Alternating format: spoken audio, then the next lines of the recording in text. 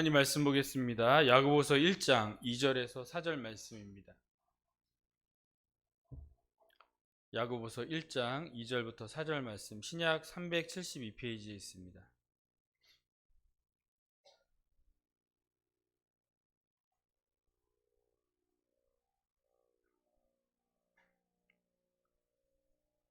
(2절부터 4절의) 말씀을 우리 한 목소리로 합독하겠습니다.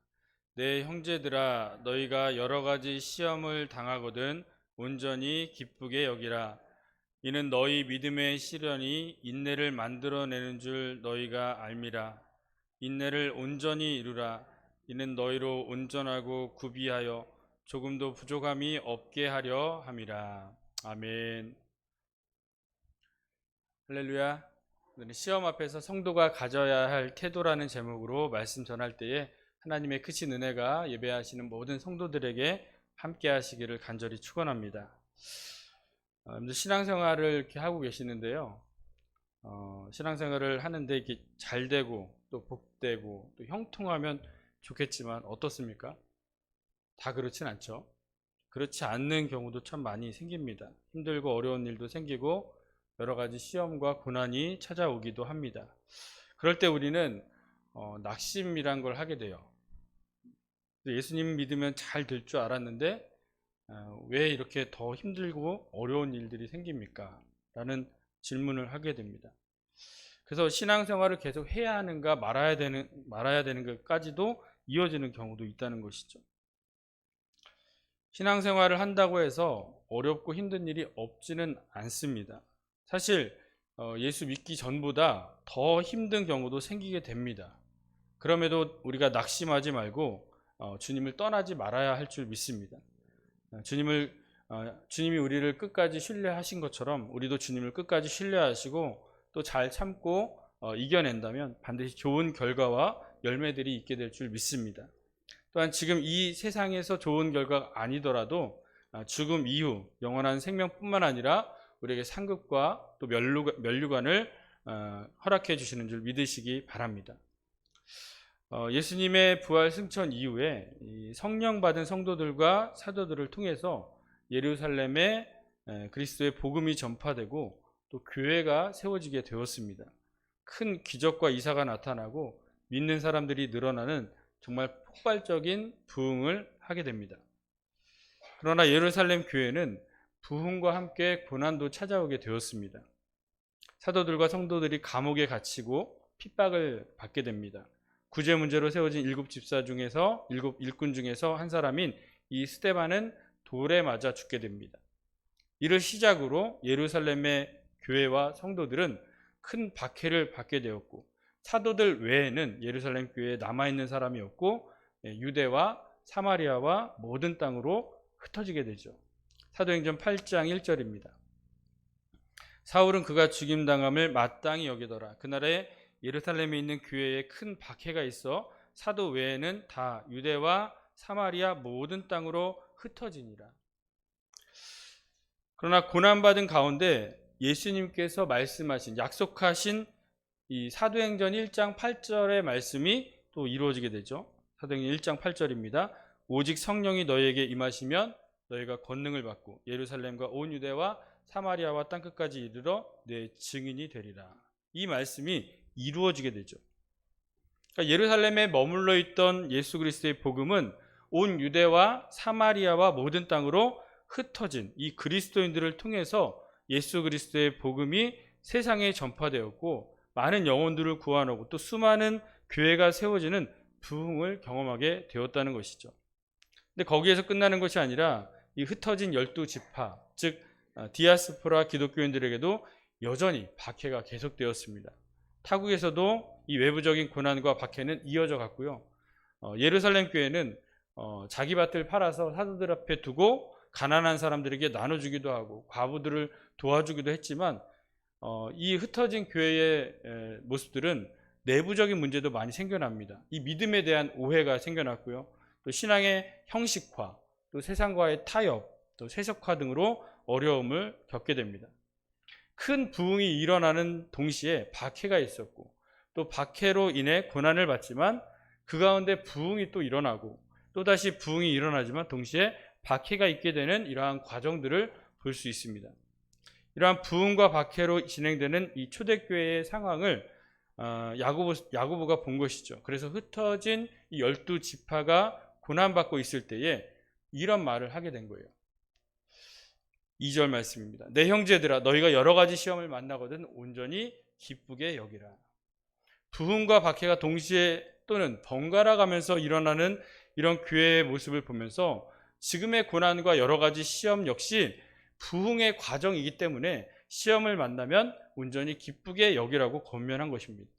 시험을 만날 때 낙심하지 말고 잘 인내하고 연단을 받아서 온전한 믿음으로 서 있다면 계속해서 부흥할 수 있기 때문에 이 온전히 기쁘게 여기라고 권면을 하게 된 것입니다. 사랑하는 우리 만수교회 성도 여러분, 지금 이 시대에 교회는 위기입니까? 아닙니까? 위기입니다. 누구에게 물어봐도 교회는 위기라고 말을 합니다. 심지어 믿지 않는 자들까지도 교회는 위기라고 이야기합니다. 물론 비난받는 것도 있지만 이 또한 우리에게 주어진 여러 가지 시험 중 하나라는 것입니다. 그러나 여러분, 위기 가운데 있는 고난에 대해서 우리는 기쁘게 여겨야 할 줄 믿습니다. 믿음으로 이 과정을 잘 이겨낸다면 더 성숙한 믿음이 자라나서 믿음이 자라난 이 성도들을 통해서 이 시대에도 다시 한번 놀라운 부흥의 역사가 일어나게 될 줄 믿습니다. 사실 우리가 시험당하고 어려움을 당하는 것을 기뻐한다는 것은 쉽지 않아요. 그러나 그 이후에 이루어질 과정들을 보자는 것입니다. 이후에 부흥이 일어나고 하나님 나라가 세워지게 될 앞으로의 역사를 우리가 보자는 것이에요. 우리의 인생을 놓고 볼 때도 마찬가지죠. 우리가 이 땅에서 살아갈 때 죄로 인해 수많은 고통과 어려움을 겪으면서 살아가고 있습니다. 그러나 죽고 난 이후에 이 세상이 끝나고 예수님이 다시 오실 때는 우리가 천국으로 환송되어진다는 것이죠. 이 과정을 보게 된다면 이 땅에서의 죽음도 두려워하지 않게 되는 것이죠. 죽음이 두렵지 않으시죠? 믿음 약한 모습을 또 이렇게 보여주시죠. 지금 내가 당장 죽어도 천국에 가기 때문에 하나님 나라 가기 때문에 죽음은 두렵지 않습니다. 아멘. 네. 앞으로 되어질 일들을 알기 때문에 지금의 고난이 두렵지 않은 것처럼 초대교회도 마찬가지였다는 것이죠. 그래서 여러 가지 시험을 만났을 때 기쁘게 여기라. 이 과정 또한 지나가리라. 이후에 더 큰 부흥이 있으리라라는 그런 희망의 메시지를 듣게 된 것입니다. 먼저 우리가 시험에 대해서 정리하도록 하겠습니다. 우리가 사용하는 시험, 우리가 시험이라고 말은 하지만 좀 더 의미를 나누어 보면 세 가지 또는 크게 두 가지로 나눌 수가 있는데요. 유혹, 시험, 시련입니다. 유혹, 시험, 시련. 이 시험, 유혹은 템테이션이라고 하죠. 사탄이 우리를 넘어뜨리려는 시험입니다. 대표적으로 예수님이 마귀에게 당하신 시험인데요. 우리도 물질에 대한 유혹, 이성에 대한 유혹, 권력에 대한 유혹, 죄의 유혹, 여러 가지 유혹 등이 있어서 우리를 넘어뜨리려 한다는 것입니다. 둘째 시험은 테스트입니다. 말 그대로 테스트죠. 테스트하면 합격, 불합격이 나뉘게 됩니다. 지금 진짜 믿음인지 가짜 믿음인지 확인이 되죠. 대표적으로 독자 이삭을 바치게 함으로써 이 아브라함이 과연 믿음의 조상이 될 만한 믿음인지 큰 민족을 이룰 만한 그런 인물인지 확인하시는 것이죠. 그리고 세 번째 시험은 시련입니다. 트라이얼 또는 테스트라고도 말을 하는데요. 이 시련의 목적은 연단이에요. 그래서 믿음이 성장하고 견고해지고 성숙해지게 하기 위한 시험이죠. 대표적으로 욥이 고난당하는 것이죠. 인간의 3대 고난, 재산을 잃고 자녀를 잃고 건강을 잃었습니다. 그런데 그 이후에 고난받은 후에 정말 귀로만 듣는 신앙이 아니라 눈으로 보는 신앙으로 성장하는 것이죠. 이를 크게 두 가지로 구분하면 하나님에 의한 시험과 그리고 사탄에 의한 시험으로 나눌 수가 있습니다. 시험과 유혹이죠. 시험의 주체는 하나님이시고 또 목적은 이 성도의 성장과 성숙이 있습니다. 유혹의 주체는 사탄 마귀입니다. 목적은 성도를 넘어뜨리기 위함이죠. 이 도둑과 목자를 통해서 우리가 알 수 있는데요. 요한복음 10장 10절 말씀입니다.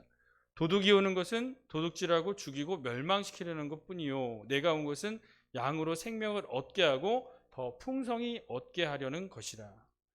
그러니까 시험은 우리의 믿음을 강화시키고 성숙하기 위함입니다. 그리고 유혹은 우리의 믿음을 넘어뜨리고 하나님으로부터 멀어지게 하기 위함입니다. 그래서 시험이 하나님으로부터 온 것인지 마귀로부터 온 것인지 우리가 알 수 있는데요. 근데 사실 시험을 우리가 당하는 입장이라면 잘 몰라요. 그리고 또 애매하기도 합니다. 욥의 고난은 사탄으로부터 온 시험입니까? 하나님으로부터 온 시험입니까? 사탄이 한 건데 하나님이 사탄에게 이걸 허락하셨어요. 좀 애매하죠. 그래서 사실 시험을 당하는 상황과 입장에서는 뭐 주체가 누구인지 따지는 것은 큰 의미가 없습니다. 중요한 것은 우리의 믿음이죠. 하나님으로부터 온 시험이든 마귀로부터 오는 유혹이든 모든 시험 앞에서 우리가 믿음으로 행할 수 있어야 합니다. 이 믿음으로 행할 때 우리는 하나님으로부터 오는 시험이라면 합격할 수 있는 것이고 성장할 수 있을 것입니다. 또 마귀로부터 오는 유혹이라면 이 유혹을 뿌리치고 이겨낼 수 있게 되는 것이죠. 그래서 우리가 여러 가지 시험 앞에서 성도가 가져야 할 태도는 무엇인지 우리가 살펴보면서 은혜를 나누고자 합니다. 첫 번째, 따라하겠습니다. 온전히 기쁘게 여기라. 온전히 기쁘게 여겨야 합니다. 당시 흩어진 초대교회의 유대인 출신 이 성도들은 이 동족의 그 공격, 유대인들의 공격을 받고 이방인들에게도 공격을 당했습니다. 또 내부적으로는 교회 안에서도 여러 가지 문제들이 있었고요.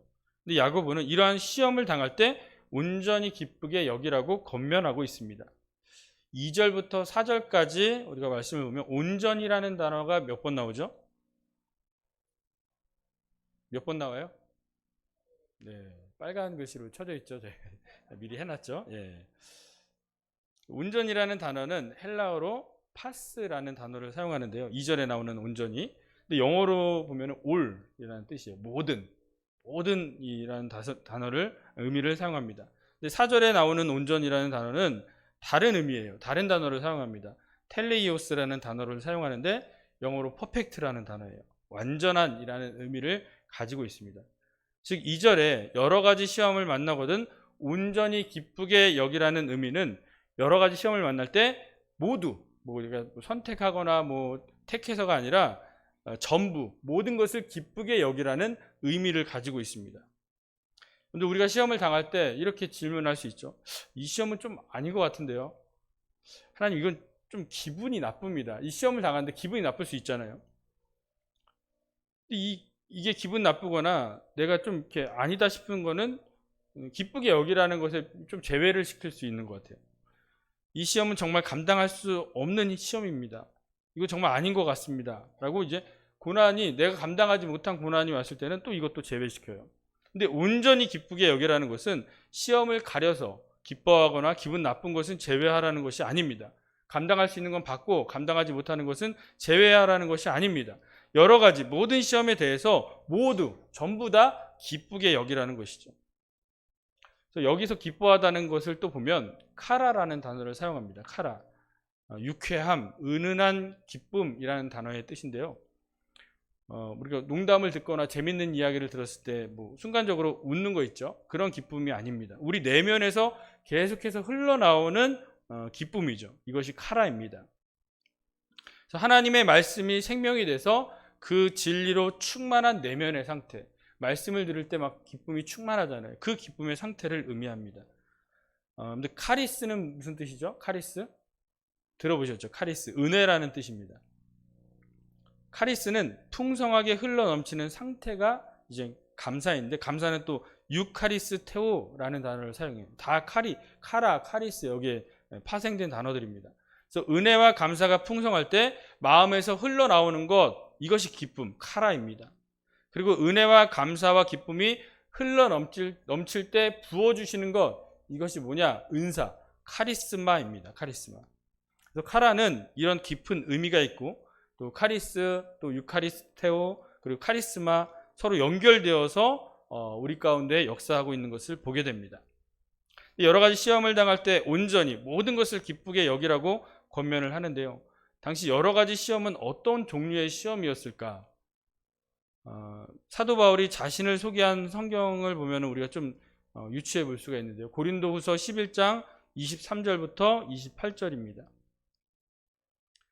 좀 길어요. 제가 읽어드리겠습니다. 그들이 그리스도의 일꾼이냐 정신없는 말을 하거니와 나는 더욱 그러하도다.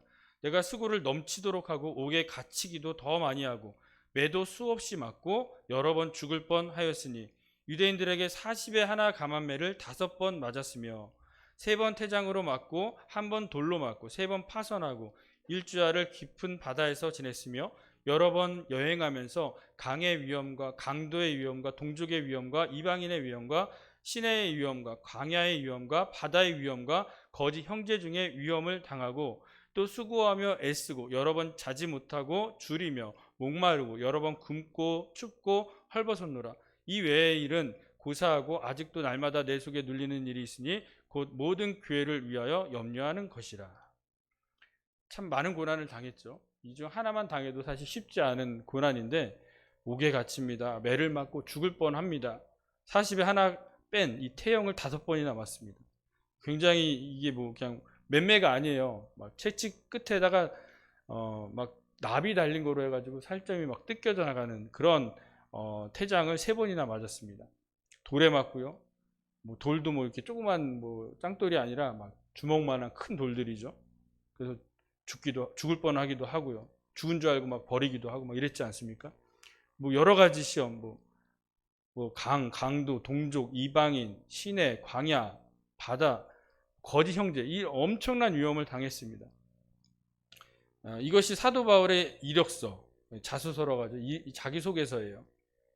예수 그리스도를 믿어서 내가 여러 가지 이런 시험을 당함으로써 이런 일들을 겪었다. 이 자신의 소개를 한 것이죠. 근데 이러한 고난들은 사도 바울만 당한 게 아니라는 거예요. 여러 나라로 흩어져 사는 이 흩어진 그리스도인들도 이러한 고난을 당했다는 것입니다. 여러 가지 고난과 시험을 만날 때 기뻐하라고 말씀합니다. 모두 같이 밥 먹으러 가면서 나만 쏙 빼놓고 가면 기분 나쁜 뭐 그런 정도의 시험이 아니에요.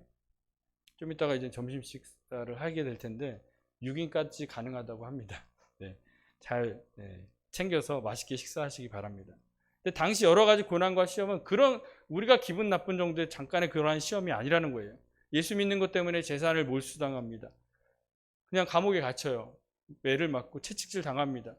고문당하고 또 죽임을 당할 수 있는 이런 엄청난 고난들을 당했다는 것이죠. 이러한 고난을 당하면서 과연 기뻐할 수 있을까? 쉽지 않다는 것이죠. 어떻게 보면 불가능해 보일 수도 있습니다. 그러나 성도들이 그럼에도 불구하고 기뻐해야 할 이유가 있다면 이야기가 다르다는 것이죠. 이 시험은 자신의 신앙을 점검하고 또 성장할 기회가 됩니다. 시험을 이긴 자에게는 이 하나님께로부터 오는 시험이든 사단에게로부터 오는 시험 유혹이든 이를 이길 때에 감당할 때 하나님의 영광과 칭찬이 있기 때문이죠. 영원한 안식과 또 하늘의 상급과 면류관이 예비된 줄 믿으시기 바랍니다. 계시록 2장 10절 말씀 보면 너는 장차 받을 고난을 두려워하지 말라. 볼지어다 마귀가 장차 너희 가운데에서 몇 사람을 옥에 던져 시험을 받게 하리니 너희가 10일 동안 환난을 받으리라. 내가 죽도록 충성하라. 그리하면 내가 생명의 관을 내게 주리라. 할렐루야. 시험과 고난 가운데 우리가 기쁘게 여길 수 있는 거 바로 최후 승리가 있기 때문인 줄 믿습니다. 이 최후 승리 또 영광의 면류관을 우리가 기대하고 바라보며 이 땅 가운데 시험과 고난을 기쁨으로 여길 수 있는 성도들이 되시기를 간절히 소망합니다. 두 번째, 온전히 인내를 이루라입니다. 함께 따라합니다. 온전히 인내를 이루라. 자, 여러 가지 시험을 당할 때 기쁘게 여깁니다. 그런데 이 시간이 지나도 끝나지가 않아요. 지속된 시험을 당해요. 그러면 기쁨이 좀 사라지죠. 또 마음이 불편해집니다. 힘들어져요. 김병에 효자 없다는 말이 있죠. 고난이 길어지게 된다면 정말 계속해서 기뻐할 수 있을까? 이 고난을 계속해서 감당할 수 있을까? 쉽지 않게 됩니다. 눈 한 번 질끈 감고 지나가는 것이 아니라 계속해서 끝까지 참아내야 한다는 것이죠. 그래서 어떤 결과를 낳습니까? 3절을 보면 이는 너희 믿음의 시련이 인내를 만들어내는 줄 너희가 알미라. 결국 시험은 우리 안에 인내를 만들어낸다는 것입니다. 인내는 헬라어로 히포모네, 지속, 견딤이라는 의미를 갖고 있습니다. 어떤 상황에 따라서 또 시간의 흐름에 따라서 변화되는 것이 아니라 지속적으로 끊임없이 계속해서 인내하는 것이죠. 언제 끝날지 모를 시험에 대해서 끝까지 견뎌내는 것입니다. 그래서 이 시험을 통해 우리가 온전히 인내를 이루게 된다는 것을 우리가 알 수 있습니다. 요셉은 형들의 미움으로 애굽의 종으로 팔려갑니다. 종이었지만 하나님이 함께 하셔서 형통하게 하시죠. 근데 보디발의 아내의 유혹을 이겨냅니다. 그런데 누명을 써서 감옥에 갇혀요. 이때 술 맡은 관원장, 떡 굽는 관원장의 꿈을 해석해 주었고, 떡 굽는 관원장은 죽지만 술 맡은 관원장은 복직이 됩니다. 그래서 요셉은 앞으로 이 복직이 될 술 맡은 관원장에게 자신을 부탁합니다. 창세기 40장 14절. 당신 잘 되시거든 나를 생각하고 내게 은혜를 베풀어서 내 사정을 바로에게 아뢰어 이 집에서 나를 건져 주소서. 근데 술 맡은 관원장은 어떻게 됩니까? 23절. 술 맡은 관원장이 요셉을 기억하지 못하고 그를 잊었더라. 그 이후에 바로가 꿈을 꾸게 되고요. 이 꿈을 해석하는 사람이 없을 때 그때서야 이 술 맡은 관원장이 요셉을 기억해내고 또 요셉이 바로 앞에 서게 됩니다. 그 시기가 얼마나 걸리냐면 창세기 41장 1절. 만 2년 후에 바로가 꿈을 꾼 주 만 2년이나 걸렸습니다. 근데 우리가 이게 이미 이루어진 일이기 때문에 2년이라는 기간을 알 수 있죠. 남자들이 군대를 2년 정도 다녀오는데 2년이라는 이 정해진 기간이어도 그들은 힘들고 지쳐합니다. 빨리 제대하고 싶어 하죠. 근데 요셉은 억울한 감옥살이에요. 그리고 이것이 언제 끝날지 모르는 그런 상황이었다는 것이죠. 기약 없는 만 2년 동안에 요셉은 얼마나 힘이 들었겠습니까? 할 수 있는 일은 오직 기다리는 일 뿐입니다. 끝없는 기다림 가운데 참고 인내하는 것이죠. 여러분들 힘든 상황과 고난이 우리를 어렵게 한다고 생각할 수 있습니다. 그러나 기다림의 끝이라는 소망이 없다는 것이 우리를 더욱더 힘들게 하는 것이죠. 소망도 없고 기약도 없는 상황, 모든 것이 절망적인 상황임에도 우리가 인내할 수 있는 것, 온전히 인내를 이루는 것이 바로 성도의 모습이 되어야 될 줄 믿습니다. 코로나로 모두가 힘든 시기를 겪고 있습니다. 생계가 어려워지고 사람들과의 만남도 어렵습니다. 무엇보다 이 교회를 다니는 것도 쉽지 않아요. 믿음 지키기가 어렵습니다. 시간이 지날수록 나아질 줄 알았는데 어떻게 됩니까? 예? 더 어려워지죠. 확진자가 점점 늘어나요. 10,000명이 넘었다고 그래요. 13,000명. 사망자도 늘어납니다. 국민들이 백신을 많이 맞으면 괜찮아질 줄 알았는데 돌파 감염이 일어나요. 임상실험이 제대로 안 된 백신을 맞는 것도 불안하고, 그렇다고 방역 패스 때문에 안 맞을 수도 없는 현실을 겪고 있습니다. 그러나 진짜로 힘든 것은 이것이 언제 끝날지 모른다는 거예요. 마스크를 벗을 수 있는 날이 언제가 될지, 언제 일상이 회복될지 모르는 이 소망 없는 상황이 우리를 더욱더 힘들게 한다는 것입니다. 그럼에도 우리는 지금의 시험을 당하고 있을 때 온전히 인내해야 할 줄 믿습니다. 이러한 기약 없는 이런 시험 가운데 우리 안에 인내를 만들어내는 것입니다. 그리고 끝까지 견뎌내는 인내하는 그런 믿음을 통해서 또 소망 없는 현실 앞에서 우리가 누구를 바라볼 수 있겠습니까? 참 소망이 되신 예수 그리스도를 바라볼 수 있습니다. 현실이 회복되지 않는다 할지라도 우리에겐 영원한 하나님 나라가 우리의 소망이 되는 줄 믿습니다. 이 땅이 소망이 아니라 천국에 대한 소망을 갖고 끝까지 이 기약 없는 어려움 가운데서도 끝까지 믿음으로 승리하는 성도들이 되시기를 간절히 축원합니다. 세 번째, 온전한 성도가 되라입니다. 함께 읽습니다. 온전한 성도가 되라. 신앙생활을 함으로써 보통 우리가 원하고 기대하는 것이 있을 거예요.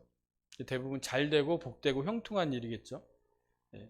구원뿐만 아니라 이 땅에서도 형통한 삶을 사는 것을 기대합니다.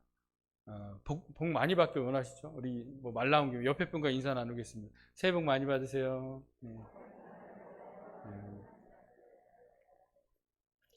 누가 주는지도 모르고 우리는 알지만 복이 어떤 건지도 모르고 새해가 되면 서로 인사를 하게 됩니다.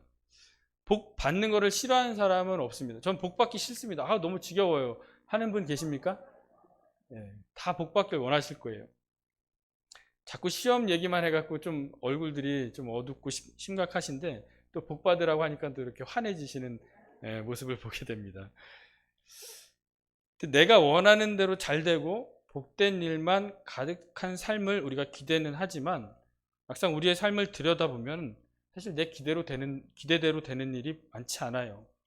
복을 많이 받지만 사실 오히려 저주 가운데 살아가고 있는 것이 우리들의 인생 아니겠습니까? 질병과 고통으로 여전히 우리는 신음하고 있습니다. 물질적인 어려움은 여전히 해결되지 않아요. 관계에 대한 어려움도 있고 또 지금 이 시대에 마음의 질병도 너무나 많습니다. 이렇게 내가 원하는 대로 되어지지 않는다면 어떻게 됩니까? 실망하죠. 회의에 빠집니다. 신앙생활이 재미가 없어요. 더 이상 하나님을 붙들지 않고 하나님께 소망을 두지 않아요. 요즘엔 또 젊은 사람들은 비트코인, 주식 이런 데 많이 소망을 두죠. 요즘 엄청 많이 떨어져 갖고 참 낙심하고 있는데 우리도 그럴 수 있다는 거예요. 무엇이 문제냐면 내가 원하는 신앙생활의 기대가 있고 하나님이 나에게 원하시는 신앙생활의 기대가 있는데 그것이 다르기 때문이죠. 이사야 55장 8절 보면 이는 내 생각이 너희 생각과 다르며 내 길은 너희의 길과 다름이니라. 여호와의 말씀이니라. 주님의 생각과 우리 생각 달라요. 주님의 길과 우리의 길은 다릅니다. 그렇기 때문에 기대하고 목적하는 바가 서로 다르다는 것입니다. 하나님이 나에게 원하시고 기대하시는 모습, 나를 택하여 불러주셨는데 그런 하나님의 기대가 무엇입니까? 4절 말씀을 다시 한번 보겠습니다. 4절 말씀 우리 함께 읽겠습니다. 시작. 인내를 온전히 이루라.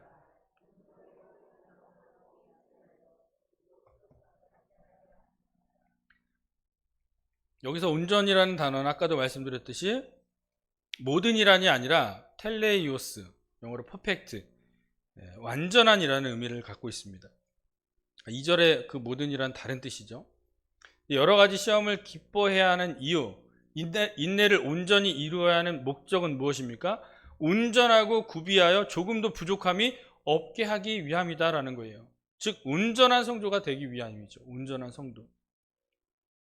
하나님께서 아브라함을 택하시고 또 그의 후손들을 기근에서 구원하십니다. 근데 애굽에 종살이를 하게 돼요. 출애굽하여서 가나안 땅을 향하여 가나안 땅을 향하는 백성들에게 하나님께서 말씀하시죠. 내가 거룩하니 너희도 거룩하라. 거룩한 이스라엘 백성들이 약속하신 이 가나안 땅에 들어가서 하나님 나라의 백성으로서 제사장 나라 거룩한 백성으로 서기를 기대하고 바라신다는 것입니다. 지금도 마찬가지죠. 우리가 세상에 있지만 세상에서 우리를 택하여 불러주신 분들이 바로 여러분들이고 이것이 바로 교회입니다. 하나님의 어떤 계획과 기대가 있기 때문에 우리가 이 자리에 나온 것이죠. 성도의 기대는 시험과 고난이 사라지고 형통에 초점이 맞춰져 있어요. 그러나 반면 하나님의 기대는 우리의 형통이 아닙니다. 모든 고난과 시험을 감당하는 믿음으로 승리하는 온전한 성도가 되는 것, 여기에 초점이 맞춰져 있다는 것이죠. 고난이 사라지기를 위한 신앙생활은 이 고난의 크기와 종류와 기간에 따라서 우리의 태도가 달라지게 될 것입니다. 그러나 고난을 이기고 또 온전한 성도가 되기 위한 그 신앙생활은 이 고난과 크기와 종류와 기간에 따라서 크게 요동하지 않는다는 것이죠. 결국 시험과 고난에 대한 태도와 해석의 문제로 나뉘게 됩니다. 시험은 우리가 온전한 성도가 되기 위한 과정일 뿐인 줄 믿습니다. 그렇기 때문에 여러 가지 시험을 만나도 우리가 기쁘게 여길 수가 있는 것이죠. 사라지는 게 목적이 아니에요. 믿음으로 끝까지 견뎌내는 것이 하나님의 기대고 목적이 되어야 된다는 것입니다. 온전하고 구비하여 조금도 부족함이 없는 성도로서 살아가는 것, 이것이 하나님의 기대인 줄 믿으시기 바랍니다. 주님, 하나님의 기대에 맞는 온전한 성도가 되게 하옵소서. 온전한 성도가 되기 위해 여러 가지 시험을 능히 감당하게 하옵소서. 이러한 기도와 또 소망 가운데 우리가 신앙생활을 해야 될 줄 믿습니다. 말씀의 결론을 맺겠습니다. 우리가 시험을 당할 때 가져야 할 태도는 무엇입니까? 온전히 기쁘게 여기라는 거예요. 모든 것을 기쁘게 받아들일 수 있는 성도가 되어야 됩니다. 그리고 온전히 인내를 이루어야 합니다. 이 시험을 통해서 기다리는 거예요. 그 기다리는 가운데 인내를 만들어내고요. 그리고 내 기대와 소망이 아닌 하나님의 기대와 소망은 이걸 인내하고 감당하는 거예요. 온전한 성도가 되기 위함입니다. 그래서 시험이 초점이 아니라 바로 하나님의 기대, 온전한 성도가 되는 일에 초점을 맞춘다면 우리가 여러 가지 시험과 고난과 환난 가운데서도 믿음으로 승리하게 될 줄 믿습니다. 지금 이 초대교회 당시의 그러한 승리가 지금 우리 교회 만수교회에서도 일어나기를 소망합니다. 지금의 핍박과 어려움과 고난이 이제는 곧 믿음을 지키는 우리 성도들을 통해서 다시 한번 부흥을 경험하시기를 소망합니다. 자, 아버지 품에 갔을 때 여러분들 모두가 정말 잘했다 칭찬받는 성도, 큰 면류관과 상급을 받아 누릴 수 있는, 영생을 누릴 수 있는 믿음의 성도들이 되시기를 간절히 축원합니다. 기도하겠습니다. 하나님 감사합니다. 여러 가지 시험과 환난 앞에서 우리가 어떠한 태도를 보여야 할지 말씀을 나누었습니다. 이 말씀을 붙들고 끝까지 감당하게 하여 주시고 온전히 기쁘게 여기시고 온전한 성도가 되어서 승리하는 인생 되게 하여 주옵소서. 예수님의 이름으로 기도합니다. 아멘.